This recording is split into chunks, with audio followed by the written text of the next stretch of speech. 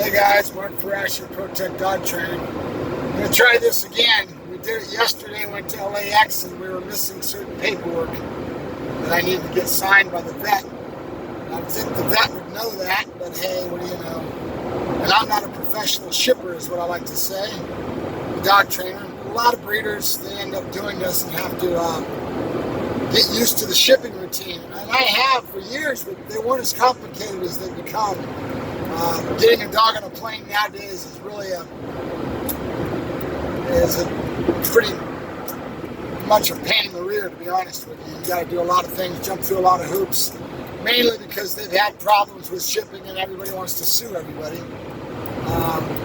So one of the things that they have as far as the rules in regards to the dogs is they don't let any of the smash nose dogs go, your pugs and your pits and things that have a very not an elongated snout, okay? So because they can't breathe, so they get up during the high altitude with that cold weather and stuff, and they have problems, and that's caused them to have pretty much a blacklist on a lot of different breeds that can't ship through airlines.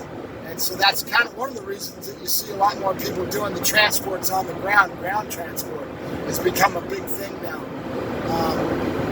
And then you look at the aspects of the airlines. A lot of times you have a lot of people on the tarmac and throwing the crates around, and the dogs are traumatized.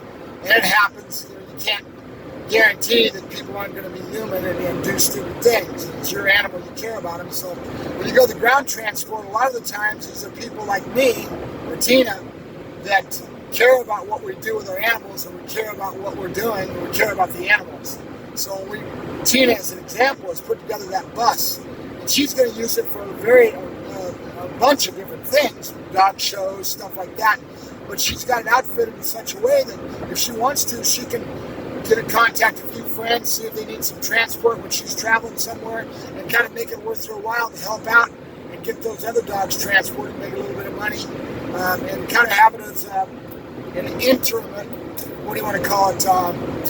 She doesn't have to be a slave to doing it every day, okay? She can do it at her leisure when she's going to do something and kind of put together something to add a little bit more income and help pay the fare for her trip.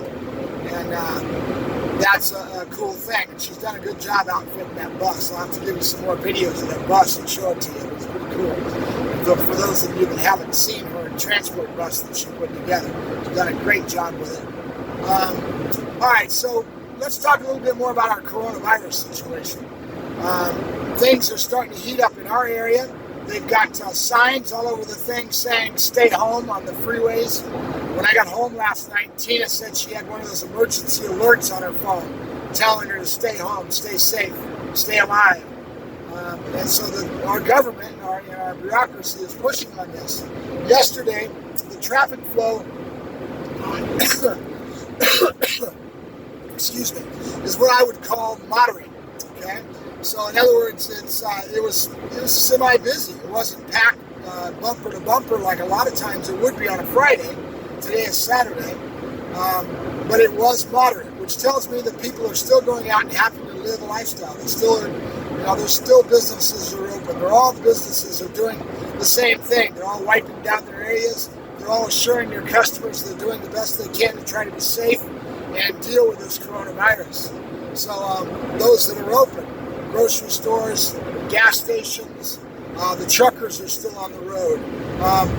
The things that are essential to keep moving our society are still going on. Right now, I'm going to LAX to ship a dog to a customer in West Virginia. I've got to do what I got to do to survive, and I can't avoid that. What I did notice yesterday, and I won't be able to do any more filming as far as what I was going to do was film, but if you do that in LAX, you're going to get told you can't, and they'll get a little upset because they don't want anybody casing the place from the previous terrorist type of an attitude. So you can't just walk in and be filming at LAX, so you're going to get nailed for it. There's a cop right now with his... There's a speed trap ahead.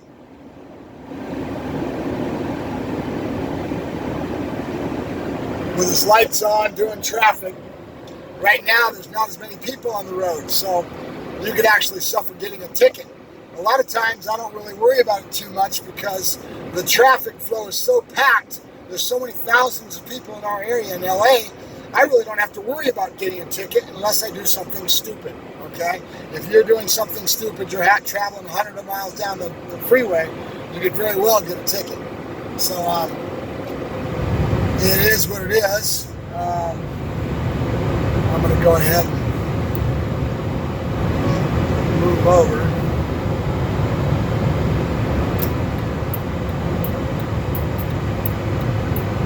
And now they've got a lot less things to do. So they're on the road and be like living in a small town with a bored police officer. What happens? He harasses all the kids and harasses people for things that they feel are stupid. I know I did when I was a kid. I grew up in a small town. And I always think that the guys were jerks because the hell are you hassling me for? Well, in the city with this many people, you don't have that happen as much unless you're an idiot. Okay? Unless you're wearing colors in the middle of LA, I guess you're going to get harassed a little bit. But in a general sense, there's a lot more population, which makes it a little tougher on the law enforcement to cover all their bases, and they're not going to be bored, so to speak. So back to the coronavirus. So what it boils down to is we've got a lot to deal with this thing, and it still hasn't even gone real heavy in our area. You're hearing about it in New York, Louisiana, some of these hot spots that are going pretty hot and heavy with their situations. I live in an area that doesn't have that. In LA, a little bit more mass population. It's all about the saturation of population, if you notice it. That's where the incidents are a lot worse. You have to live in the city, and in New York, people don't drive. Here in California, a lot of times we're driving one person in a vehicle. In New York, you get in a cab, in and out. How many thousands of people touch that cab every day? Or 100, or how many fares does that guy take in? The bus, same thing. You're in close quarters, standing next to each other on the subways. That's why it's a lot more prevalent in the cities. I guess it's pretty common sense to see that, but it doesn't mean that we're not going to have an outbreak, that we're not going to have a lot of cases that end up happening, because this virus is going to spread regardless. The only thing it's going to do is slow down in its spread. And all we can do is hope, cross your fingers, that it doesn't get you, and that we get a vaccine. We get something that really protects us. Because this is going to be seasonal. It's going to be just like the influenza or any other flu. It's going to be a seasonal cycle.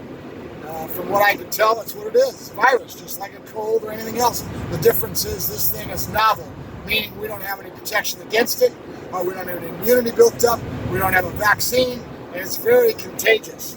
So that being the case, we're living a new life, a new lifestyle. We'll probably all have habits after this one that we didn't have before.